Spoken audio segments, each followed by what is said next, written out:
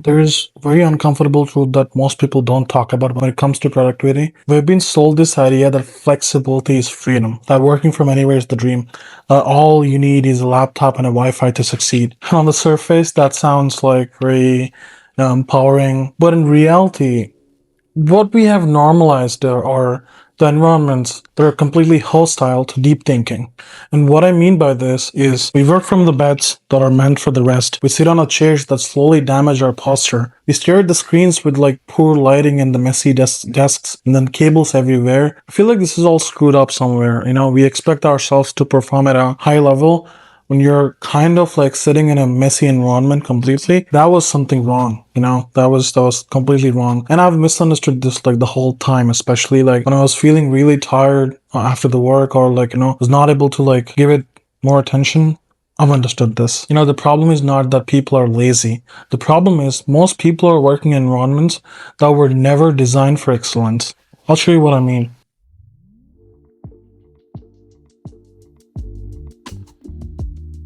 A small table, wires everywhere, laptop barely fitting in, no structure, no system. Everything was like messed up. Like even if I had to like, put in something, like I had to squeeze it in. At that time, I thought it was fine because, I didn't have any money, and like I was studying in a college in the US. I was doing my bachelor's, so I didn't have enough money for that. I told myself like, if I'm getting the work done, what's the issue? I mean, bro, who cares, right? Well, that's where it went wrong. Like, I've understood this like over the years. I do a lot more different stuff now. So then I used to think like I would sit down in a cluttered and inefficient environment where I'm not even getting my work done and expect my brain to operate like a high performance system. I mean, that's not possible, right? Like, it's just like this. Like, if you don't have an infrastructure, like, proper infrastructure, like the system is going to collapse at some point of the day. So that contradiction kind of hit me hard. Like, I was fine with like one small desk where I had just like one monitor and the laptop. It was good at that point. But you should understand that the invisible enemy is the cognitive load on something in your brain. Every cable you see, every messy surface, every uncomfortable posture also matters a lot. Like, let's say, I've been sitting like this for like whole day. By the end of the day, you're just gonna have a neck pain, or you're just gonna have a really bad back pain, right? So your brain will process all of it, like not consciously, but constantly. It's kind of like it silently drained my energy over the time. I would lose focus after some time. Like I couldn't work longer hours, and you get distracted easily. And over time, it limits how well you think. I used to sit on a gaming chair, as I told you before, and it was something that I got from Amazon for like $150. It started hurting my back, especially I was having lower back pain for sitting for longer hours. So I switched to an bought a ergonomic chair, and honestly, this wasn't an upgrade. It was the correction that I made. I spent like about $650 or like $800 on this. You get some extra footrest and everything in there. But the really good cool thing is that like how it functions like, ergonomically, like it doesn't hurt your back in the long term. You don't feel tired, and you can keep your back straight. Or if you want to just like rest for some time, you can just like lay back. Well, the other chairs did have it, but I feel like my posture got better after like using this chair. There are some expensive options out there too, like you can put $2,000. But it depends on like, what suits you better. So try it with something that suits you better. But for me, I feel like this chair was much better compared to the other ones. You would know what I mean by this if you worked late nights for like longer hours. Like, you'd feel like very discomfortable. So this is not just about comfort. This is about the performance.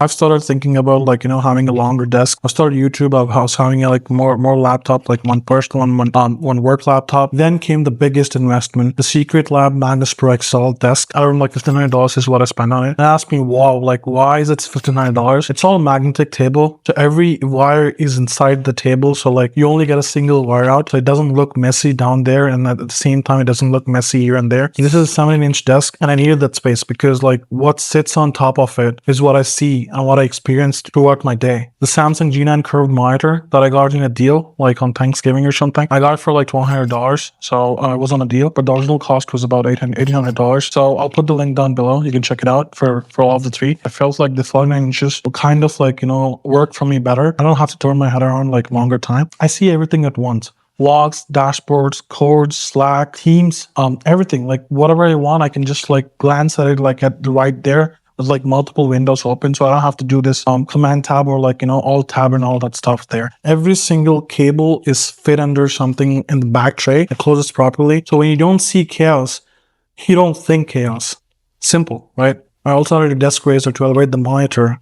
Well, you might ask me why. Why do you need this desk raiser? Like, you get a better posture, better viewing angle, and like cleaner layout. You know, you don't have to like put the monitor on top of it, on top of the table, and then like be it look like very messy one, right? And then it aligns with my like, you know, the height of the laptop so that I put around here. Well, here comes my favorite part, the lighting. I'm a camera enthusiast. I also do like some videography too. Lighting changes everything. I've invested more into some Glowy. Again, I'm not promoting them, so I'll put the link down below for the rope lights that I've used. So it perfectly wraps around my desk. I feel like it kind of defines the setup. And back of the monitor, there's already an inbuilt lights that comes up with the monitor, but that's not bright enough. You want to have something that reflects the wall and then like, you know, be something cool. So behind the G9 monitor, like I've put up some monitor backlights, which I got for like 80 or 120 bucks or something. It's the Glowy monitor. So I'll put the link down below for that too. It reduces strain, especially like, you know, you don't have, you're looking at a giant screen, especially with like such a high brightness in the resolutions. Just want to make sure that, you know, you have enough light around you to like not strain your eyes. Given that eye straining, you just want to make sure that there's some light bar on top of it, just to make sure you don't get the glare of the monitor.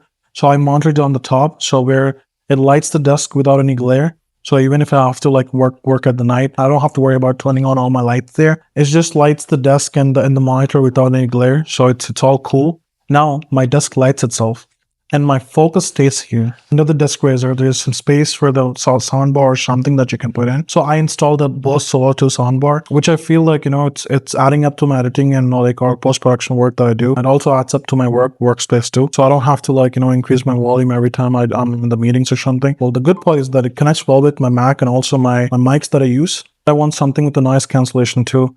Well, I can use like, you know, AirPods, but, you know, that doesn't work well with the noise cancellations. I took a Bose QC Ultra, which I got for like $300 to $400. There's an inbuilt magnetic holder for the table, so it's always accessible. Noise cancellation is at the peak. So, and the sound quality for the Bose is like always good. I mean, they're always great. I really love sound. I've got this HyperX Quadcast mic that like years back to do some podcast. Along with the podcast, like, you know, this kind of helped me to get like a lot of interviews actually. When people like or recruiters see me through the video call or something, and then it's cleanly mounted and like it's no clutter. It's like a professional audio system, right? So it kind of looked cool to them. Like, okay, there's a guy like, you know, just sits professionally like a podcaster and he's just talking about some DevOps stuff. And then, like, you know, it makes you look like more professional than your manager, to be honest. The SoundPod is good for me. Everyone keeps telling me this. Like, you know, some of you might not even turn on your cameras during the Teams call or like a Google Meets. This changed my presence. Now I look directly at the people during the meetings. The webcam is either at the top or at the bottom. Like, you'd be looking like this or you'd be looking like this, unless you're like looking into the camera every time. But now, since with the PlexiCam, I can look into their eyes because it's magnetic. And then this Insta360 link too is like, you know, it has some AI tracking, which wherever, like, let's say if I move here or here, it kind of tracks me very well. I felt like it was really good for like, you know, better communication, like now have more authority, have like more confidence, because like it just gives you 4K video in a video call. Like that was really cool. I mean, like I look clear, I look bigger in HD, so it's just really cool. So I really liked it. That was a worthy upgrade. It was about like, you know, $300 to altogether. So I'll put the link down in the description. Coming to the control system. So this is where I've thought a lot about. So I've tried everything, and then I ended up with like Razer mechanical keyboard. I'll put the link down in the description. Bought it for like, you know, $170 or like $200. It's like precise, fast, reliable, so good. And like, you know, the kind of mechanical noise that it makes when I'm typing in kind of like makes you feel like, you know, you want to type more. So it's like a kind of like a typewriter noise. So I really like it. But it's up to you. Like, I mean, if you don't want to spend more money on it. I also got a Logitech G502X mouse. So far throughout my entire career, like especially I think in 6 years, I've changed about like 25 mouses. So I took this one, and it has like more customizable buttons. Like I can just do like copy paste, or I can just quickly open some terminal art. So I can assign buttons like as I want, and it's an RGB, so just cool. I mean, you know, this is an optional upgrade. MX Creative Console. I got this for like $200 to $300. This is where like things get really powerful. I really didn't want to spend money on that MX Creative Console, but like as I was editing and like I was doing constant things like Command C, Command V every time, like, and a lot more different shortcuts, I felt like I should have something extra. Trust me, it's a game changer for me. At least for me, it was like really easy to like switch between apps. It's really useful for editing, like or like doing like going through some timelines or something. It's like I'm in a parallel universe, you know, like I automate everything, I have shortcuts. I felt this was a game changer for me. Having this kind of keyboard, mouse, or like the mixed creative console, kind of like, you can do things like really faster. When you add everything, the setup is roughly about, just to be clear, I'm not promoting any of these products. These are not sponsored for me, or I'm not sponsoring them. So this is just what genuinely worked for me over the years. So after years of trial and error, I'm like, trying out everything. Well, I'm not flexing my money here. This setup is not about money. It's not about aesthetics, or like it's not about some fancy lighting around that stuff. And whenever I used to like, study in my college, I always used to think that, need to have like a bigger table and like, have some like, this lighting setup and all that. I'm always crazy about lights. So I mean, I love lights. So every hidden cable, every optimized tool, every intentional placement, it just makes working easier. You don't become productive by working harder. You become productive by designing a system where working becomes easier. I started with this, a $200 setup full of chaos, and today I operate here.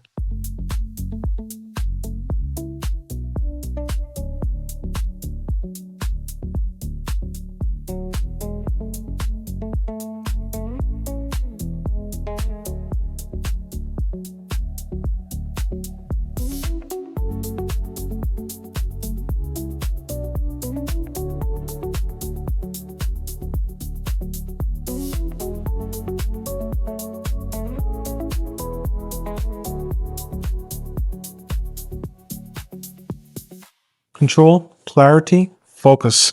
You don't rise to your goals, you fall to your systems. I'm glad like I'm able to do this like, sooner in my life, understanding the importance of the desk setup and everything. I think like it's more important for you guys too. So try it out. Like, let me know like what you think in the comments below. I'll put the extra links down in the below so you can check it out. Again, there's no promotion for this. There's no coupon codes for this. If you get for the cheaper price, let me know in the comments. I'm Avi, and this is my narrative. I'll see you all in the next video.